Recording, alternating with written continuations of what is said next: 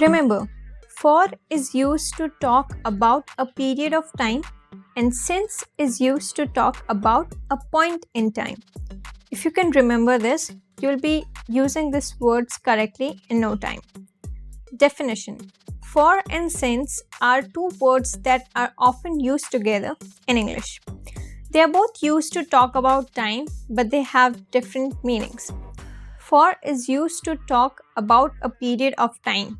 For example, I've been waiting for 2 hours.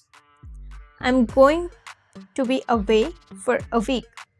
Since is used to talk about a point in time. For example, I've been waiting since 2 o'clock. I've been working there since June. Now that you know the difference between for and since, let's look at some examples of how to use them.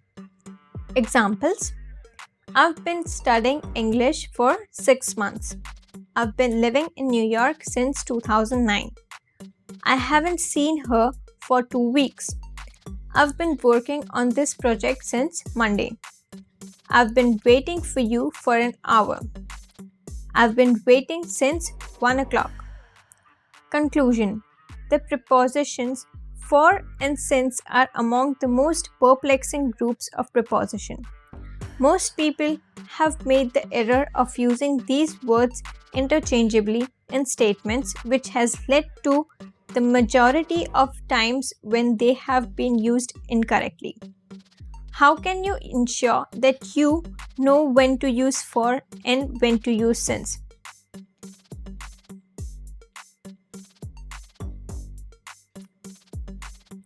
Students that read this article will have all their questions answered.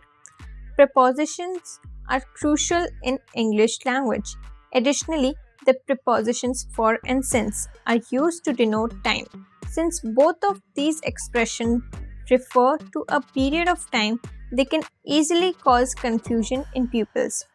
As you can see, for is used with the length of time and since is used with a point in time.